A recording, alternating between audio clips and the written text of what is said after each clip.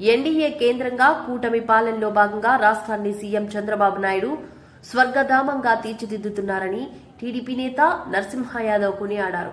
Tirupati press క్లబ్లో ఆదివారం media ముందు యాదవ్ నాయకులు ఈతమాకుల హేమంత్ కుమార్ తదితరులతో కలిసి నరసింహ యాదవ్ మాట్లాడుతూ రాష్ట్రంలో ప్రజలంతా అప్రమత్తంగా ఉండాలని పిలుపునిచ్చారు.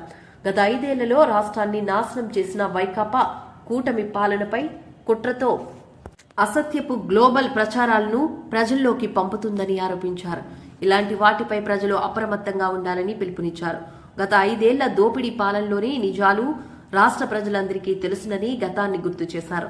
వైకుంఠ ఏకాదశి, బైరాగి పట్టెడ దర్శన క్యూలైన్ల తొక్కిసలాట్లో మృతులు 6 ఘటనలో భక్తులు స్కూల్ గ్రౌండ్లో దర్శన టోకెన్స్ కట్టించుకోవడానికి ఎదురు చూస్తుంటే వైసీపీ కార్పొరేటర్ కి సంబంధించిన వ్యక్తులకు స్పెషల్ గా వీఐపీలు లాగా టోకెన్స్ కట్టించుకోవడం వల్లనే ఈ తొక్కిసలాట జరిగిందని, ఇందుకు సాక్ష్యాలు ఉన్నాయని వారిపై చర్యలు తీసుకోవాలని డిమాండ్ చేశారు. వైసీపీ పాలనలో విశాఖ ఉక్కు, పోలవరం ప్రాజెక్టు లాంటివి ఎన్నో ఎక్కడ వేసిన గొంగలి అక్కడ అన్న చందంగా నిద్ర వ్యవస్థలో ఉండేవన్నారు. నేడు కేంద్రం ద్వారా వీటన్నిటికీ నిధులు సమకూర్చి సీఎం చంద్రబాబు విజయవంతమైన పాలనను కొనసాగిస్తున్నారని కొనియాడారు. వైసీపీ హయాంలో జరిగిన కష్టాలు, నష్టాలు, దోపిడీలు, హత్యలు, మానభంగాలు లాంటి అన్నిటినీ ఈ సందర్భంగా నరసింహ యాదవ్ మీడియా ముందు గుర్తు చేసుకున్నారు. ఈ రాష్ట్రంలో జరుగుతున్న అన్యాయాలు, అక్రమాల పట్ల గతంలో ఏ విధంగా అన్ని వ్యవస్థల్ని నాశనం చేసిన జగన్మోహన్ రెడ్డి దీని నుంచి కాపాడుకునే దాంట్లో భాగంగా ఈరోజు 6 మాసాలు పూర్తయిన సందర్భంగా కేంద్ర ప్రభుత్వంతో ముఖ్యంగా ప్రధానమంత్రి కానీ, అదేవిధంగా ఏదైతే మన ఆర్థిక మంత్రి కానీ, అదేవిధంగా ఇప్పుడు రక్షణ మంత్రి కానీ, ఇంకా ఇతరత్ర అందరితో కూడా కేంద్రంలో ఉన్న మంత్రివర్గ సహచరులు అందరితో కూడా ప్రధానమంత్రి దగ్గర నుంచి అందరిని కూడా ఇన్వాల్వ్ చేసి ఈ రాష్ట్రాన్ని అభివృద్ధి పదంలో నడపాలి, ఈ రాష్ట్రంలో అభివృద్ధి కార్యక్రమాలన్నీ కూడా గతంలో మారిగా మళ్ళీ అన్నీ కూడా ప్రజల ఆకాంక్షకు అనుగుణంగా కూడా పరుగులు తీయించాలనే ఉద్దేశంతో అనేక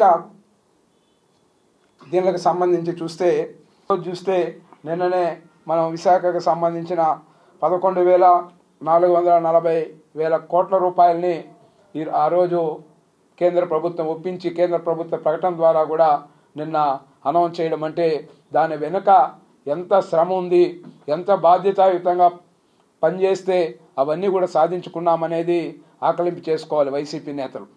అదే కాకుండా మీ అందరికీ తెలుసు పోలవరం ప్రాజెక్టుని ఏ విధంగా వాళ్ళు 5 సంవత్సరాలు, ఒక ఆయన లేసి మాట్లాడుతూ ఉన్నాడు అసెంబ్లీలో, 2 సంవత్సరాల్లో మేము కంప్లీట్ చేస్తామని. ఆ మంత్రిని 2 సంవత్సరాల్లో పెరికేసినాడు అప్పుడు జగన్మోహన్ రెడ్డి. మళ్ళా దానికి ఎవరు సమాధానం చెప్పాలో తెలియని పరిస్థితులు. కానీ అలాంటి పోలవరం ప్రాజెక్టుని ఈరోజు కేంద్ర నిధులతో మళ్ళీ కూడా దాన్ని పట్టాలు ఎక్కించి త్వరలో 2 సంవత్సరాల్లో కూడా కంప్లీట్ చేస్తామని శ్రీ నారా చంద్రబాబు నాయుడు ఎన్డీఏ కూటమి ప్రభుత్వం తరఫున కూడా ప్రజలకు తెలియజేయడం జరిగింది. అదేవిధంగా చూస్తే ఈరోజు రాజధాని నిర్మాణానికి సంబంధించి రాజధాని మొత్తం 3 రాజధానులని పేరుతో ఏ విధంగా కాలయాపన చేశారో, ఏ విధంగా ఈ రాష్ట్రాన్ని సర్వనాశనం చేశాడో జగన్మోహన్ రెడ్డి కానీ, వాళ్ళ మంత్రులు కానీ, వాళ్ళ ఎమ్మెల్యేలు కానీ సమాధానం చెప్పాలి ఈరోజు. అలాంటి దీన్ని ఈరోజు పరుగులు తీస్తూ కోట్లాది రూపాయలు కూడా కేంద్రం నుంచి నిధులు రప్పించి ఒక ప్రణాళికాబద్ధంగా కూడా రాజధాని నిర్మాణం కోసం ఈరోజు పరుగులు తీస్తున్నది రాష్ట్ర ముఖ్యమంత్రిగా శ్రీ నారా చంద్రబాబు నాయుడు ఎన్డీఏ కూటమి. అటు ప్రధానమంత్రి కావచ్చు, ఇటు పవన్ కళ్యాణ్ కావచ్చు, 3 పార్టీల కలయికతో ఈరోజు ఎన్డీఏ కూటమి ప్రజల ఆకాంక్ష అనుగుణంగా పనిచేస్తూ ఉంది అనే దానికి నిదర్శనమే ఇవన్నీ కూడా. జగన్మోహన్ రెడ్డి ఇప్పుడు ఇక్కడ మన గత శాసనసభ్యుడు మాట్లాడుతూ ఉన్నాడు ఇక్కడ కరుణాకర్ రెడ్డి. నిన్న ఈరోజు చూశాను నేను, తిరుపతిలో ఏదో అన్యాయం జరిగిపోయింది, కేంద్రం నుంచి అధికారులతో సమీక్ష జరపాలంటే దాన్ని ఏ విధంగా అడ్డుకునేసి కాళ్ళు పట్టుకున్నారంట చంద్రబాబు నాయుడు గారు, పవన్ కళ్యాణ్ గారు. సిగ్గుండాలి చెప్పేదానికి. కాళ్ళు పట్టుకునే సంస్కృతి ఎవరిది? ప్రజలందరికీ తెలుసు, దేశ ప్రజలకి, రాష్ట్ర ప్రజలకి అందరికీ తెలుసు. కాళ్ళు పట్టుకునే సంస్కృతి ఎవరిది? జగన్మోహన్ రెడ్డిది. కాళ్ళు పట్టుకునే దీన్ని తీసుకొచ్చింది జగన్మోహన్ రెడ్డి. ఏ విధంగా తన కేసులు మాఫీ కోసం ఢిల్లీ చుట్టూ తిరిగి ఏ విధంగా కాళ్ళ బేరాలాడి నాశనం చేశాడు, ఈ రాష్ట్రాన్ని సొంత ఖజానాన్ని నింపుకున్నాడు. సొంతంగా కూడా భారీ ఎత్తున కూడా అన్నిట్లో లూటి, మద్యం దగ్గర నుంచి తీసుకుంటే ఇసుక కానీ గ్రావెల్ కానీ ఈ విధంగా చెప్పుకుంటూ పోతే కనీసం వాళ్ళ ఆస్తులు కూడా వాళ్ళ పేరుతో లేకుండా ప్రజల యొక్క ఆస్తులను కూడా కొల్లగొట్టి ఇప్పుడు రీసర్వే చేస్తా ఉన్నాం.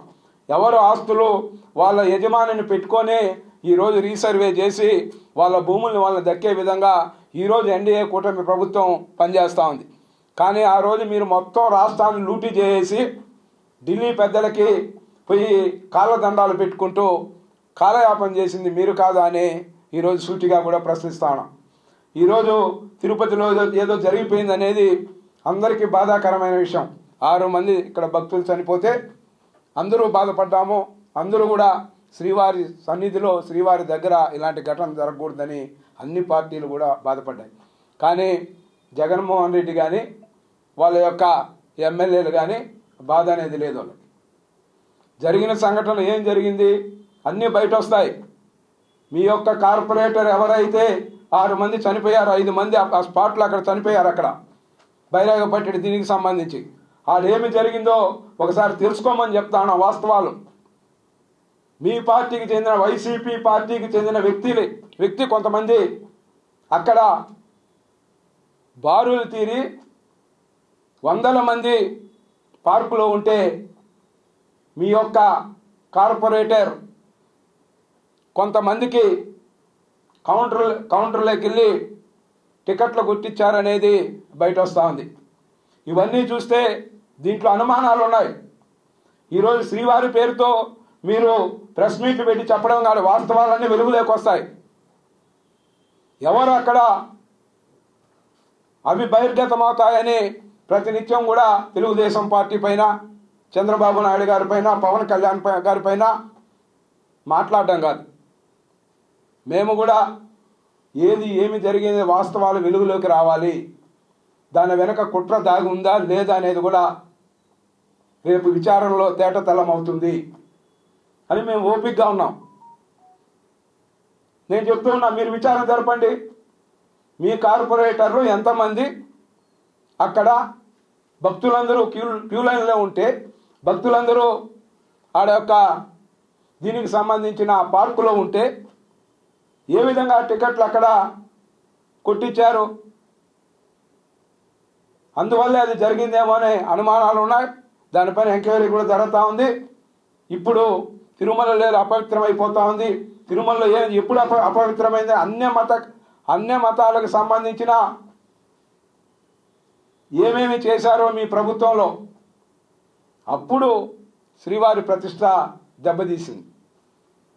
మీ ప్రభుత్వంలో సాక్షాత్తు మీ రాష్ట్ర ముఖ్యమంత్రి జగన్మోహన్ రెడ్డి సతీ సమేతంగా శ్రీవారికి పట్టు వస్త్రాలు సమర్పించారా ఏనాడైనా మీ 5 సంవత్సరాలు? చెప్పండి, అది సాంప్రదాయమా? లేదా డిక్లరేషన్ పైన మీ జగన్మోహన్ రెడ్డి ఎప్పుడైనా సంతకం పెట్టి నేను గౌరవిస్తా ఉన్నాను, అక్కడున్న ఏవైతే సెంటిమెంట్కి సంబంధించిన ఇవి ఉన్నాయో